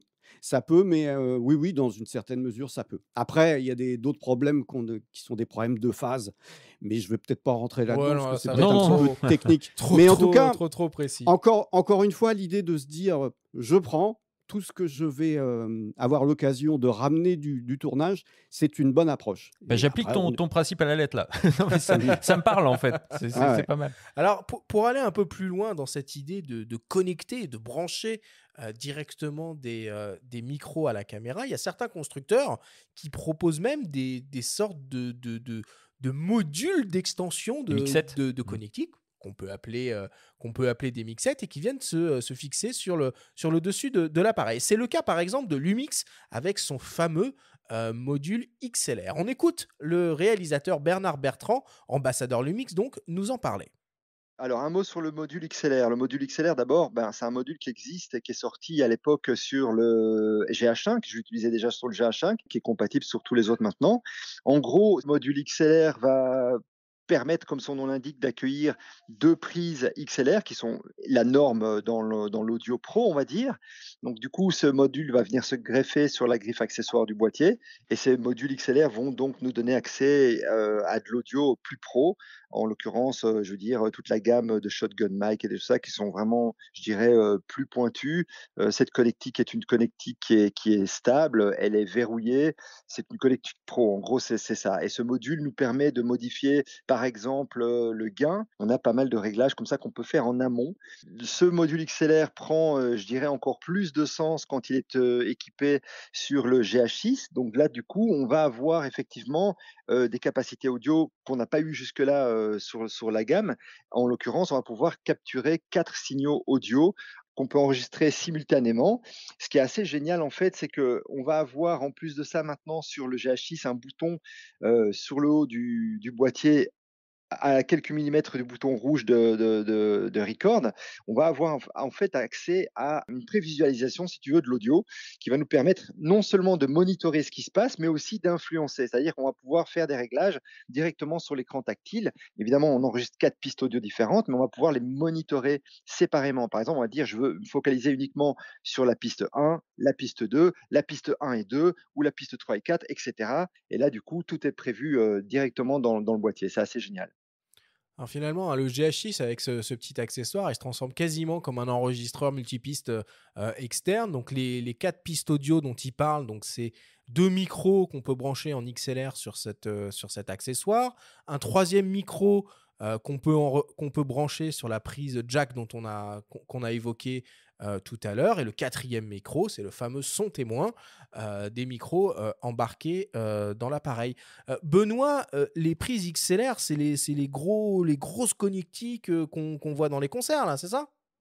Absolument. C'est des systèmes, en fait, pour chaque canal envisagé, tu as 3 connecteurs. Donc, si je rentre et en plus, c'est un connecteur qui est costaud, à verrouillage. Ce sont en général des standards, oui, costauds. On peut marcher dessus, ça ne va pas souffrir, ça tient. Donc voilà. Et c'est l'avantage de ces connectiques XLR, c'est que, bon, c'est un petit peu technique, mais on passe à ce moment dans un câblage qu'on appelle symétrique. Et ce qu'il faut savoir de ce câblage dit symétrique, c'est qu'il a 2 avantages. Le premier, c'est que on peut travailler sur des distances assez longues. On n'aura pas de perturbations Ok. qu'on appelle électromagnétiques. Ouais, on Donc, peut un imaginer meilleur un son. fil de 20 mètres ou 30 Voilà. mètres sans problème. Voilà. Quoi. Parce qu'il faut savoir, c'est que le signal micro, c'est tout petit. Hein, c'est une toute petite tension, donc c'est faible. Donc c'est très fragile. On ne pourrait pas faire ça avec des petits câbles mini jack, par Mais exemple. qu'est-ce que Donc ça ça, veut c'est dire la... symétrique? Qu'est-ce que tu entends par là? Qu'est-ce que ça veut Alors, dire canal symétrique? symétrique, c'est un standard, si tu veux, justement. Ça veut dire, si je rentre un petit peu dans le détail, ça veut dire que pour chaque canal envisagé, dedans, tu as 3 connecteurs. Tu vas avoir ce qu'on appelle la masse, le point chaud et le point froid. Je ne vais peut-être pas trop rentrer dans le détail, mais il faut comprendre que l'avantage, il y en a 2, ce que j'expliquais. Une très bonne résistance aux perturbations électromagnétiques. Et l'autre avantage, c'est de pouvoir aussi balancer ce qu'on appelle le standard professionnel, la fameuse alimentation fantôme. C'est Ouh. ça, Ah parce ouais, qu'il y a des ouais. micros qui ont besoin de jus et d'autres qui n'en ont pas besoin. Voilà. Donc le 48 volts ou alimentation fantôme, c'est ça. C'est une tension qui va servir en fait à alimenter le microphone, à certains types de microphones qui vont pouvoir fonctionner. Alors, quel type de microphone? C'est ce qu'on appelle les microphones dits statiques. C'est cette famille-là. Donc, c'est des familles de micros, sans rentrer dans le détail, qui ont besoin d'une tension pour fonctionner.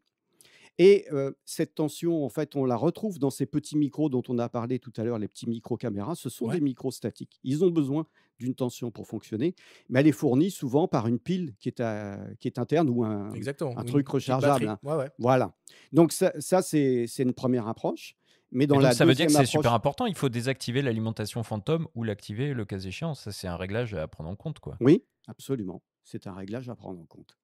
Donc voilà, donc ça c'est le standard pro. Alors moi, ce qui me fait un peu rigoler dans tout ça, c'est qu'il y a des années, on me demandait de faire des articles sur à l'époque, c'était la mode du mini DV qui apparaissait.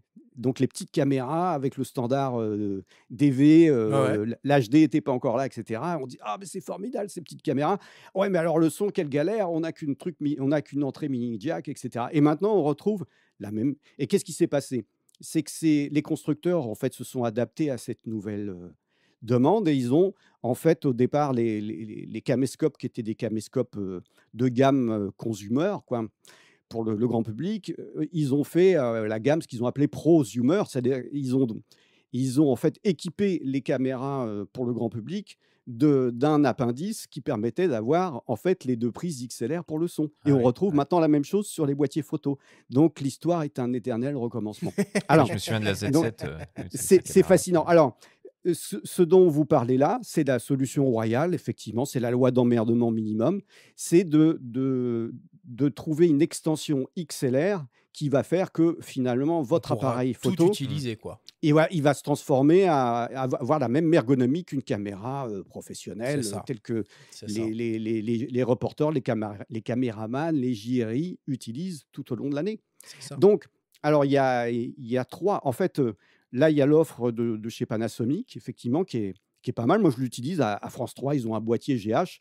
On met ce petit support qui s'appelle le DMW XLR1 chez Panasonic. Et voilà, on se retrouve avec des vraies prises XLR, l'alimentation fantôme qui va nous permettre d'utiliser des micros professionnels.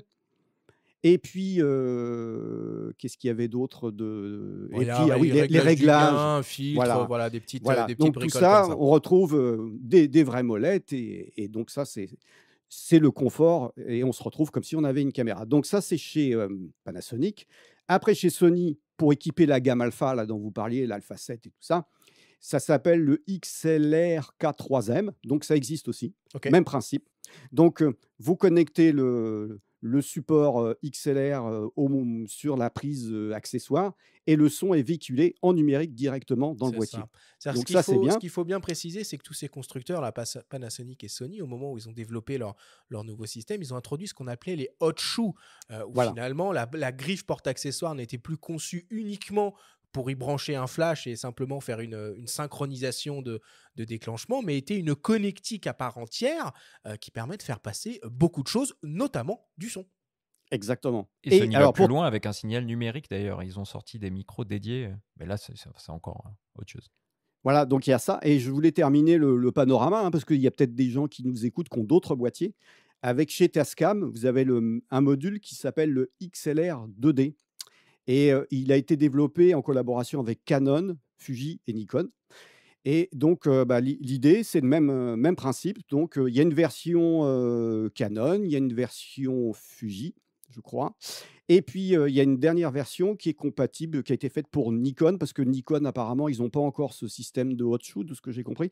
En tout cas, la version qui est compatible avec Nikon, elle va transporter le signal en analogique via un petit Via le jack. mini jack. Ou Voilà. sinon, est-ce qu'il vaut mieux tout simplement pas investir dans un enregistreur externe type c'est ça. Zoom ou Tascam, comme le disait C'est Benjamin ça. d'ailleurs. C'est Il l'étape utilise d'après, ça. ouais, il utilise un Zoom H6. C'est pas le même confort, les amis, parce que Ouais. quand vous avez cette extension XLR, ce module XLR, vous enregistrez directement dans la caméra et vous n'avez pas à vous soucier de refaire une synchro après.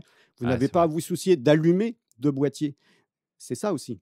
C'est vrai. Donc, c'est une solution qui est, à mon avis, la plus confortable, mais c'est une solution qui n'est pas donnée parce qu'en général, ces modules XLR, ils valent à peu près 500 €, hein. Ok. Donc, plus cher, effectivement, que des enregistreurs. Donc voilà, une fois qu'on a son dispositif, alors soit on a branché un micro directement sur son boîtier, soit on passe par un module XLR avec des micros externes, il y a quand même un certain nombre de réglages auxquels il faut être attentif au moment de l'enregistrement, et notamment ce fameux truc qui est le gain du micro. Tu peux nous expliquer un peu comment ça fonctionne, le gain, et comment il faut régler son micro pour éviter cette fameuse saturation? Alors, ce qu'il faut bien comprendre, c'est que tous ces appareils-là, en fait, ils fonctionnent ils fonctionnent en numérique.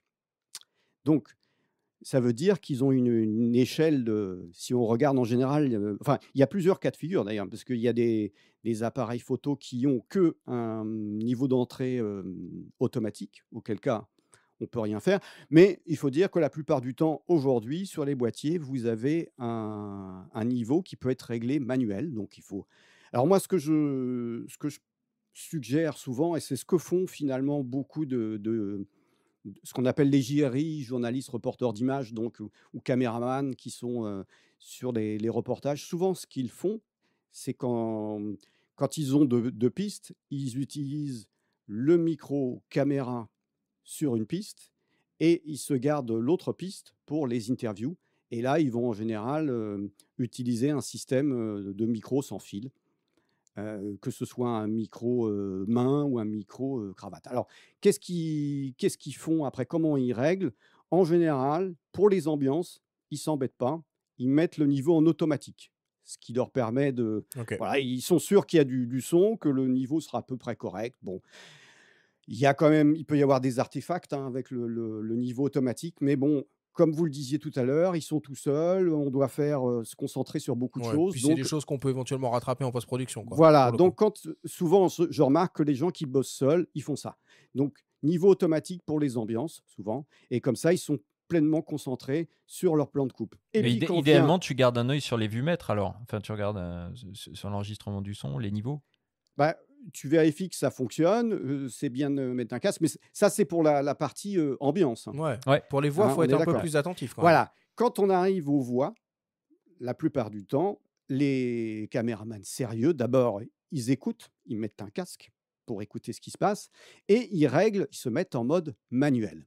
Et quand on passe en mode manuel, on a souvent la possibilité sur les caméscopes ou les appareils photo de faire apparaître le niveau de manière, si possible, la plus précise possible. Donc ça dépend, plutôt que d'avoir un petit afficheur de niveau, de l'avoir sous une forme un peu plus détaillée, c'est mieux. Et si possible, avoir les niveaux, vous savez, en décibels ou en dB, c'est Ouais. le niveau de mesure. Donc c'est ça qui va vous permettre, en fait, de vérifier que le son rentre et que le niveau est correct. Alors c'est quoi un niveau qui est correct? Souvent, ce qu'il faut savoir, c'est que le niveau, il est gradué. Il va de moins l'infini pour le plus bas à 0 pour le plus fort. Et souvent, on estime que pour une voix, on est entre -20 décibels et moins 10, on est pas mal. Alors pourquoi ce réglage-là? Parce que vous savez qu'en son numérique, on n'a pas le droit de saturer. Donc, si on se met à saturer, le Bah, son c'est est perdu. Ouais. inexploitable, voilà. Donc quand on fait comme ça, qu'on voit que ça module entre -20 et -10, donc à peu près au milieu, hein, je dirais de l'afficheur, on se garde une marge de 10 dB pour l'impondérable, là où la personne va se mettre à rire ou à crier ou je ne Ouais. sais pas quoi et en général, l'expérience prouve que ça fonctionne. Voilà, je m'excuse, j'ai peut-être été un petit peu trop long. Non, non, mais c'est C'est très c'est pratique, très là, c'est clair. concret, c'est chouette. Ouais. Bon, donc maintenant on sait quel matériel utiliser, quelle config d'enregistrement, quel type de micro, comment les régler. On va s'intéresser maintenant un tout petit peu à la dernière partie de tout ce process-là, qui est la post-production. Sur une vidéo, hein, donc on l'a vu, hein, dans un scénario idéal, on a à disposition pas mal de matière sonore, des enregistrements spécifiques pour des voix, des enregistrements d'ambiance, un son témoin global. Benoît, j'imagine que dans cette logique, on se dit qu'on va faire le montage image avec le son témoin et qu'on fera après le montage son dans un deuxième temps, non? Ou est-ce qu'on fait les deux en même temps? Ouais, non, en général, souvent ce qui se passe finalement, c'est quand tu fais ton montage, après tout dépend le type, hein, de Évidemment, programme on envisagé. reste dans des trucs Mais voilà, généralistes. Hein. admettons que, tu fais un reportage et que tu vas voir, quelqu'un, que tu vas faire une interview. En général, souvent, ce que le monteur fait, c'est qu'il va, structurer, son reportage autour de l'interview d'un côté et autour aussi de la voix off qui va pouvoir venir éventuellement. Donc, ça se fait avec au niveau rédactionnel. Qu'est-ce qu'on met en voix off? Qu'est-ce qu'on met en introduction souvent? Et qu'est-ce qu'on va mettre en conclusion? Donc ça, c'est souvent, des choses qui sont faites en voix off, donc matière additionnelle d'enregistrement qui va se faire et donc tout ça est minuté, hein. Souvent on dit: «Voilà, bah, mon truc mon speech d'intro, ça fait, je sais pas, 15 secondes». Bah, il faut 15 secondes de plan de coupe. On met les 15 secondes de plan de coupe et on se laisse la place pour l'enregistrement après et puis après passe voilà l'interview. Donc on écoute, on commence à monter l'interview, «Ah bah tiens, là, il y a eu une hésitation» et cetera. On fait des rapprochements et cetera. «Ah, ça fait des sautes à l'image, mais à ce moment-là, on va mettre des plans de coupe» et Mmh. cetera. Donc tu vois, les choses se font, ça se fait un petit peu de front, cette partie, montage, OK. sachant qu'on va se garder quand même, si on raisonne en termes de pistes, on va se garder des pistes pour la partie ambiance et puis des pistes pour la partie, voix, interview. C'est souvent, Et puisqu'on est dans la post-prod, quel logiciel tu utilises et quel type de fichier tu privilégies? Parce que nous, en photo, on a l'habitude, les JPEG, les RAW, etc. Est-ce que tu peux nous dire un mot sur ça? la qualité en fait, de l'audio, et du montage audio et du traitement audio a pas mal progressé dans les logiciels de montage image. C'est un fait. Il n'empêche que c'est toujours plus confortable d'utiliser un logiciel, audio pour gérer le son. Alors comment ça se passe? Il y a plusieurs cas de figure. Alors il y a des logiciels qui permettent, en fait un bon, dialogue, je pourrais dire, Ouais. entre la vidéo et le son avec au moyen d'un standard qu'on appelle, OMF ou AF, dont vous avez peut-être entendu parler? Oui, c'est ça. Donc AF, ouais. Donc on peut ouvrir par exemple, un fichier Premiere dans Adobe Audition, sans voilà. problème, ça se synchronise, parfaitement. Et j'imagine que c'est la même, manière de fonctionner côté, Apple, entre Logic et comment il s'appelle? Et Final Cut? C'est différent, en fait, justement. C'est c'est un cas typique qui est très différent. Tu peux nous expliquer Le ce que ouais, c'est ces fichiers-là? je peux vous expliquer. Alors, il faut revenir peut-être un petit peu, faire un petit peu d'histoire. C'est qu'au début des logiciels de vidéo, il y avait la vidéo d'un côté, puis il y avait des stations audio qui étaient, complètement, dédiées à ça, qui étaient pas des systèmes informatiques à l'époque, parce que l'informatique n'était pas assez puissante et tout. Et puis à un moment donné, le leader qui était Avid à l'époque, avec ce qui allait devenir son Media Composer, s'est dit, «Bah, il faut qu'on trouve une norme pour que le dialogue soit mieux entre le logiciel vidéo et puis le logiciel audio. C'est trop bête parce que les 2 systèmes sont des systèmes d'enregistrement sur disque dur, mais on n'arrive pas à communiquer. Donc ils ont poussé pour, en fait, créer un standard qui s'appelait à l'époque OMF, Open Media Framework, qui allait devenir un peu plus tard l'AAF. Et donc l'idée, c'était quoi? C'était on commence le projet dans la station, vidéo, on fait le montage et on a possibilité, quand on veut terminer le montage et passer au mixage, qui est normalement ce qui se fait, chez les professionnels.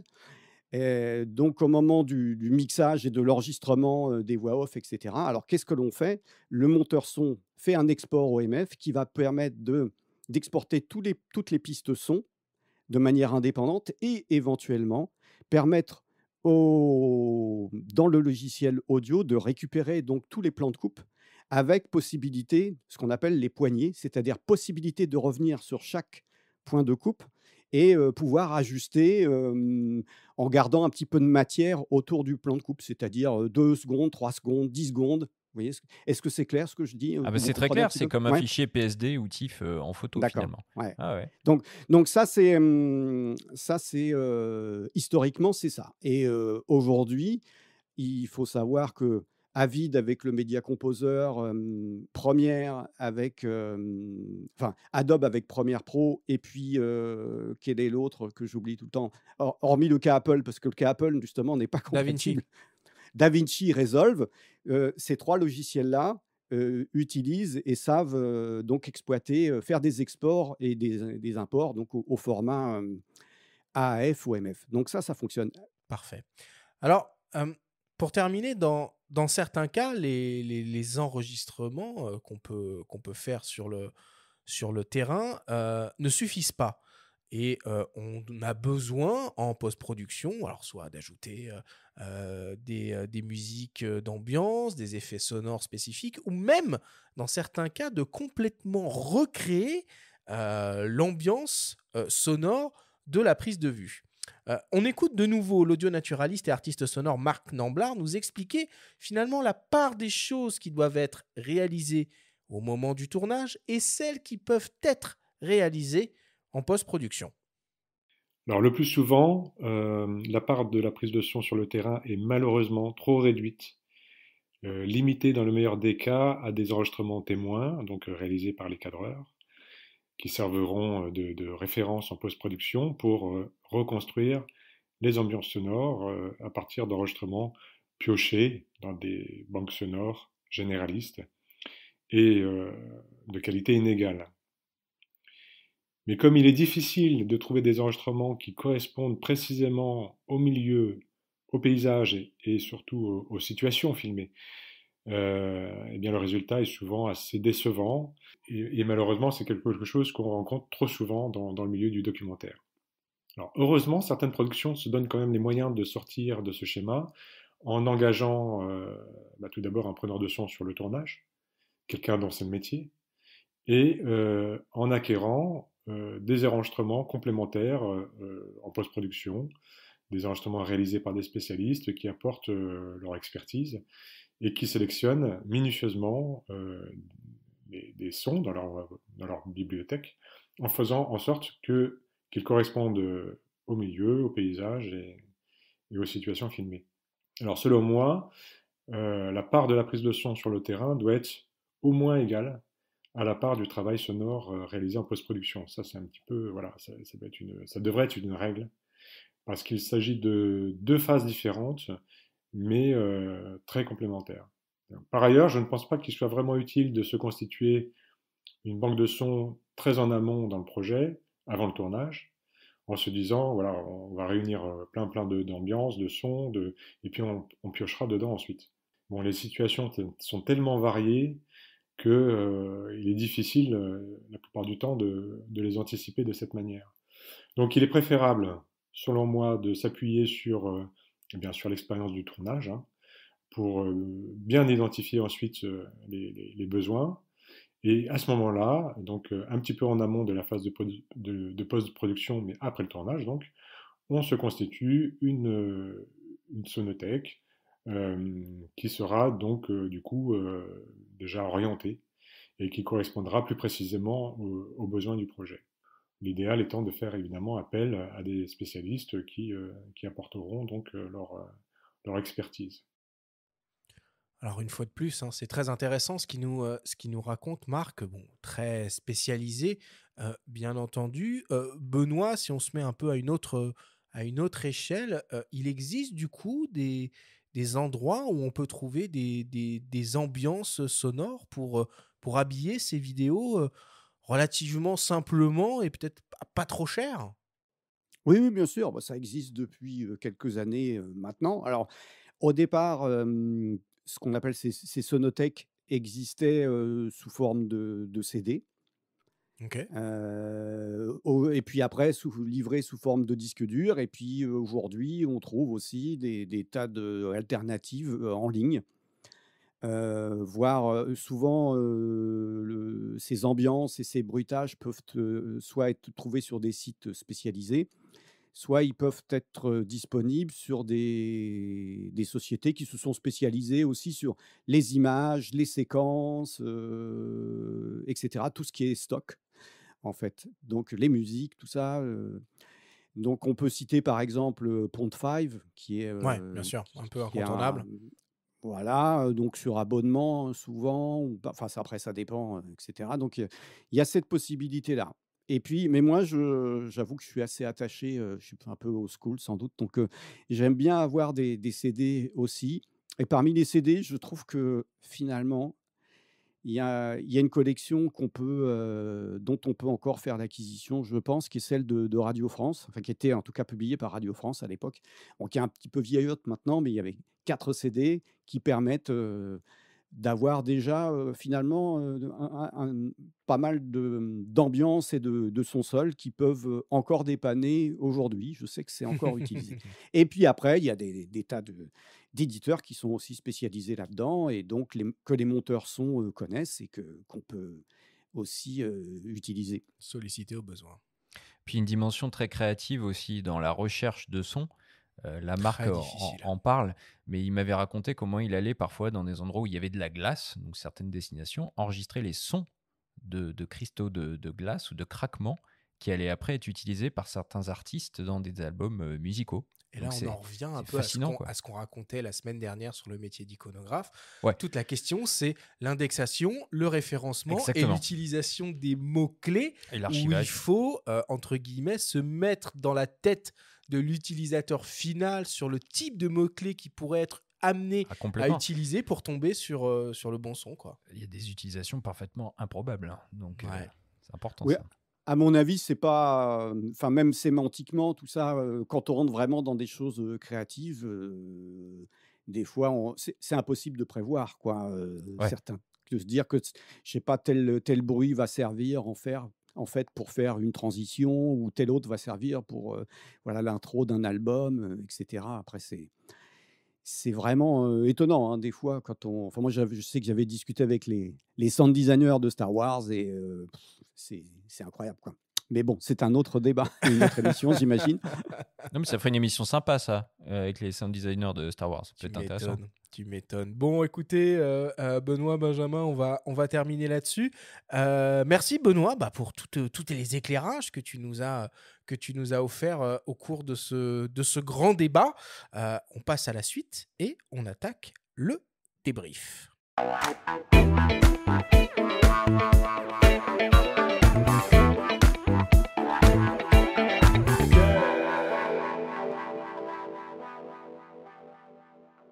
Nous sommes toujours avec Benoît Stéphanie, c'est le moment du débrief pour synthétiser les informations importantes à retenir de notre grande discussion autour du son en vidéo. Benoît, c'est quoi l'importance du son dans une vidéo?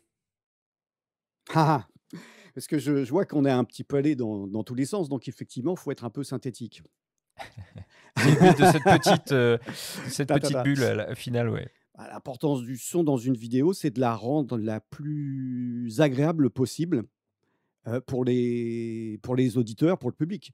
Donc voilà, c'est ça la base, c'est ça. Quels sont les différents types de sons qu'on peut être amené à enregistrer, manipuler autour de la production d'une vidéo?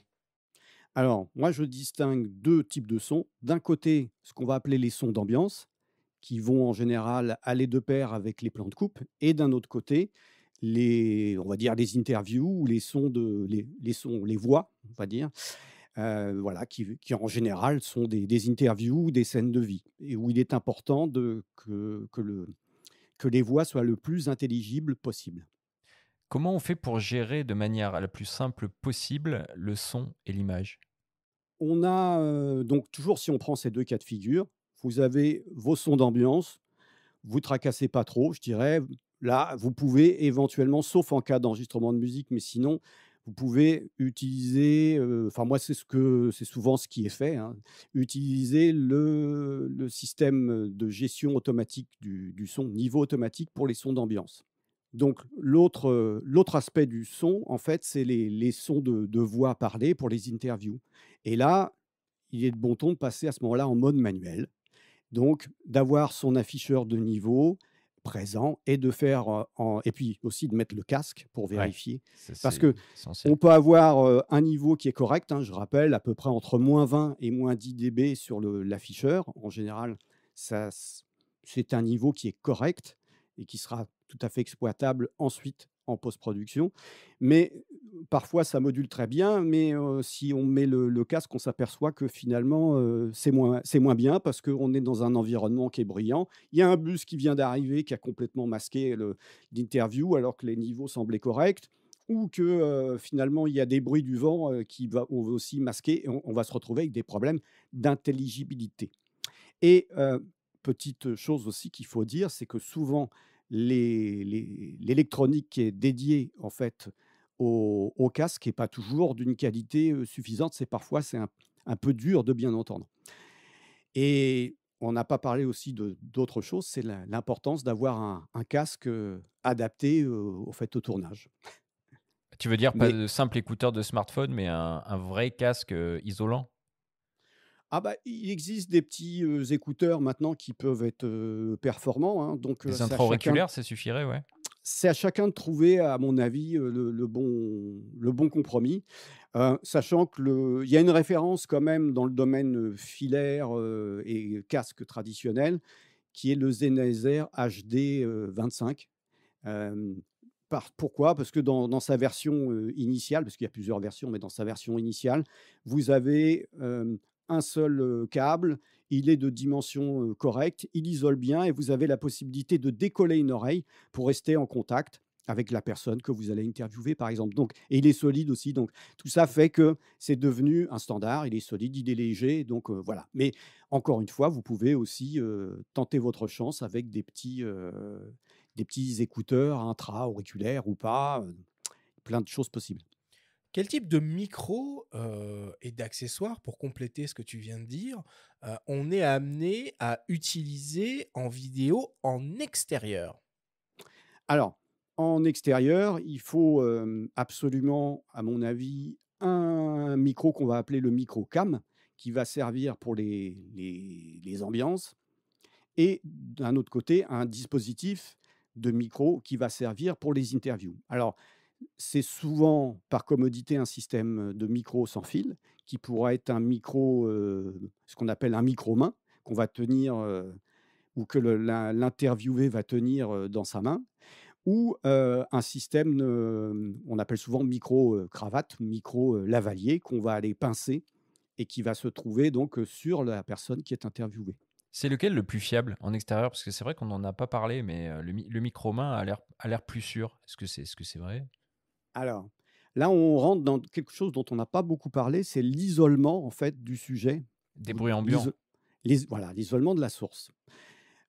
Généralement, si vous voulez, le micro-main, quand il est bien utilisé, c'est-à-dire placé à proximité de la bouche, reste le meilleur, isolant, possible et imaginable. Donc en gros, si vous êtes sur une scène de guerre ou une manif ou une manifestation sportive, le micro-main, c'est top. Mais ça suppose effectivement une réalisation, et un style d'image qui est très connoté, news. Voilà, et sinon l'autre alternative, c'est le micro, cravate qui, s'il est placé, correctement, produit un isolement qui sera assez, intéressant également.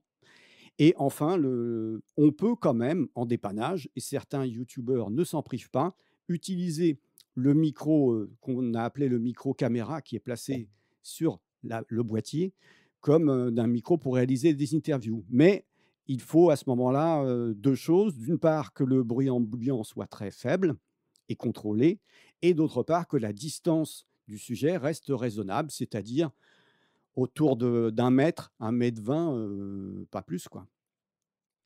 Quel type de logiciel on utilise pour la post-production audio de vidéos?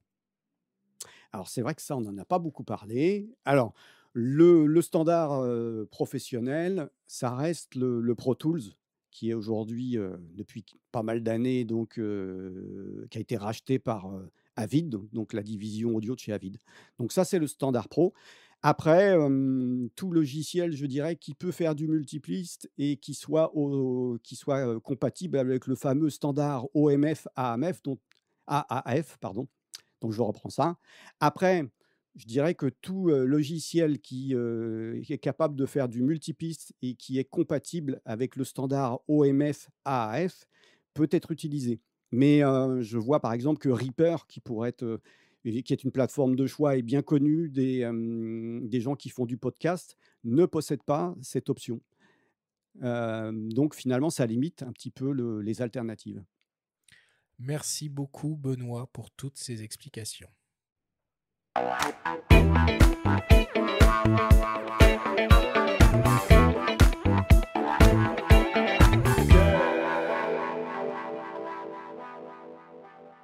Il est temps de passer à la dernière partie de cette émission et d'attaquer le traditionnel quiz.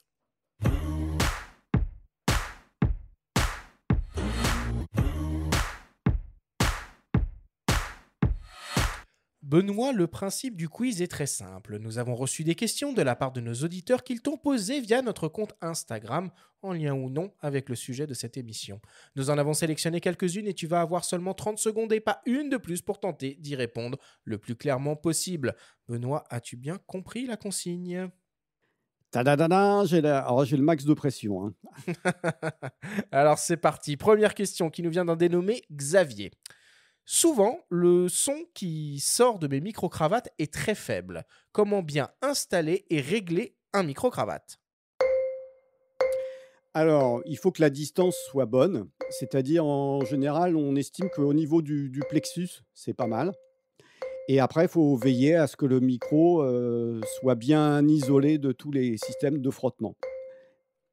Il faut faire attention à la distance entre l'émetteur et le récepteur, peut-être aussi si on a l'émetteur sur la caméra.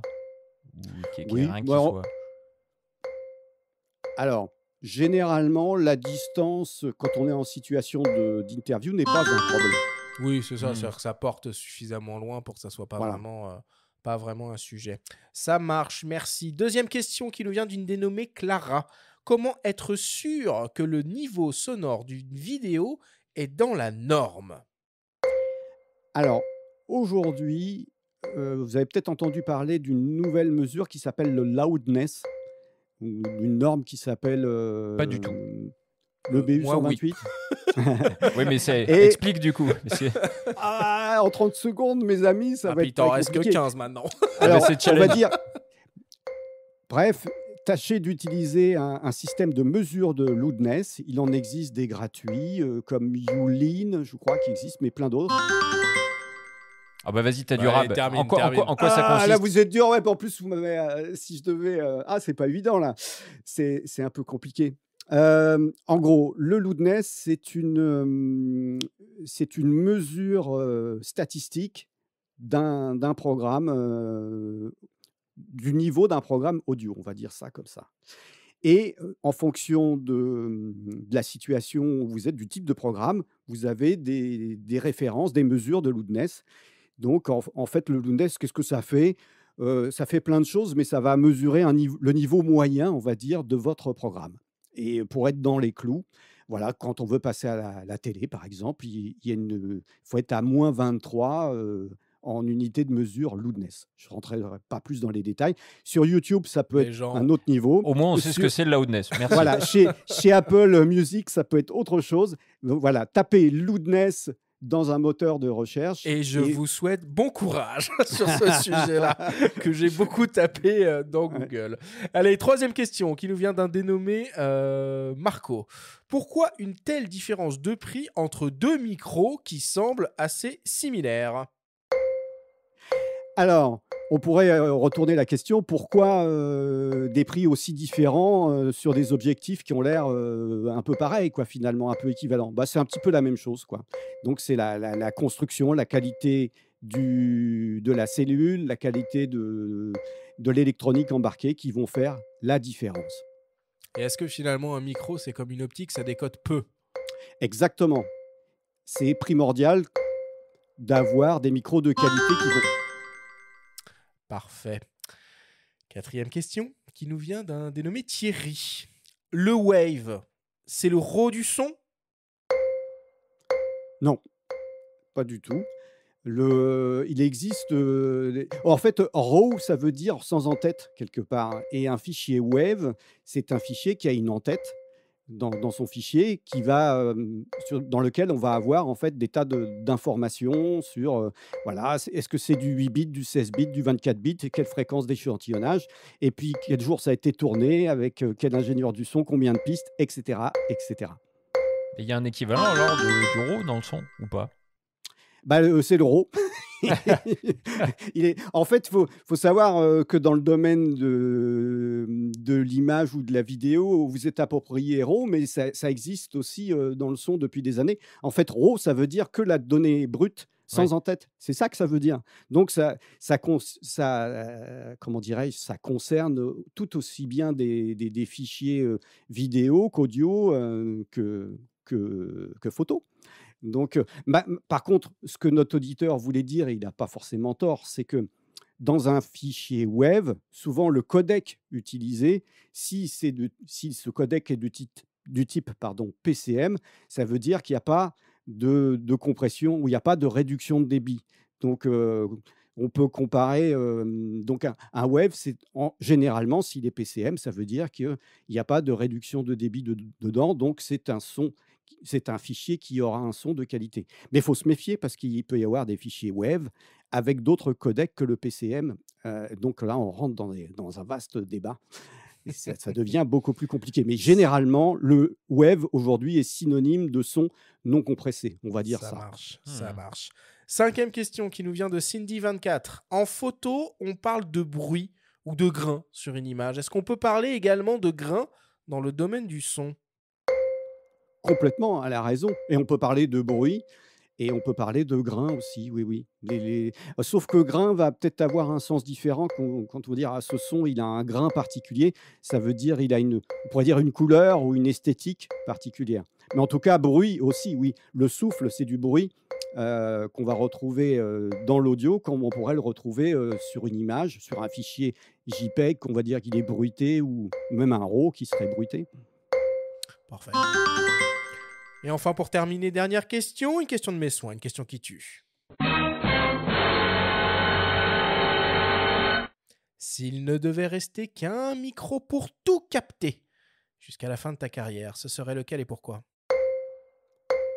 Oh là là là là là là, mais et si toi tu devais avoir un objectif, tu prendrais quoi pour tout faire? Oh là C'est là, toi c'est une l'invité. C'est moi qui ai posé la question. Cher Benoît. Et j'aime bien en ce moment, j'utilise un micro Neumann KM105, qui est un micro hypercardioïde, statique, avec une sensibilité qui n'est pas exceptionnelle, mais qui me permet de faire plein de choses. De la musique, du reportage, vraiment plein de trucs. Et ça va conclure le quiz.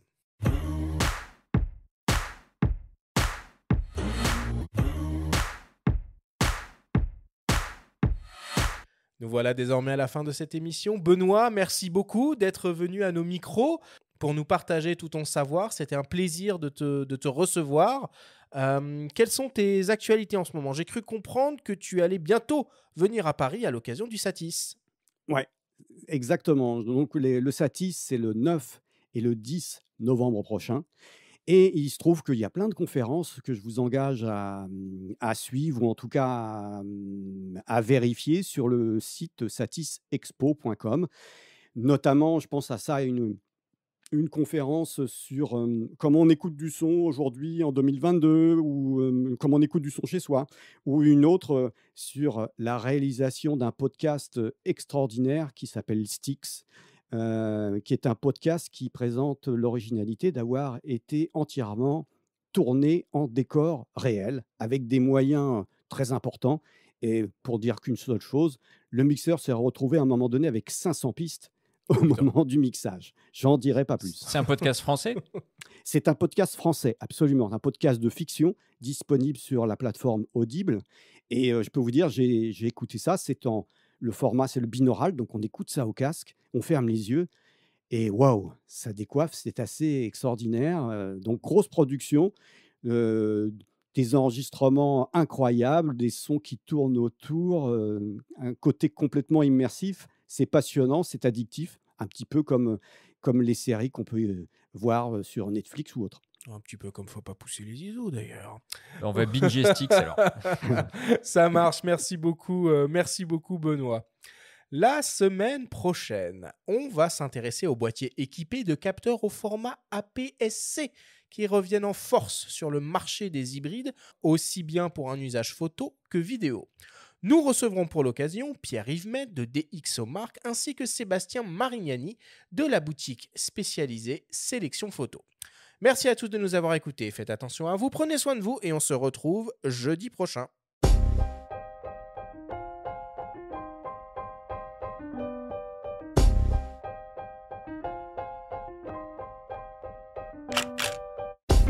C'était Faut pas pousser les ISO, le podcast hebdo pour tous les passionnés de photos et de vidéos. Toutes les semaines, retrouvez Arthur Azoulay, Benjamin Favier et leurs invités pour parler de sujets matos, techniques et inspiration. Cette émission vous a été présentée par MPB, la première plateforme mondiale d'achat, de vente et d'échange de kits photos et vidéos d'occasion. Abonnez-vous à notre chaîne et retrouvez l'intégralité de nos émissions depuis toutes les plateformes comme Spotify, Apple Podcasts, Google Podcasts, Deezer, Amazon Music et YouTube. Si vous aimez notre émission, n'hésitez pas à liker, à vous abonner et à nous laisser un petit commentaire. Rendez-vous jeudi prochain pour un nouvel épisode. D'ici là, faites de la photo et n'oubliez pas, faut pas pousser les ISO.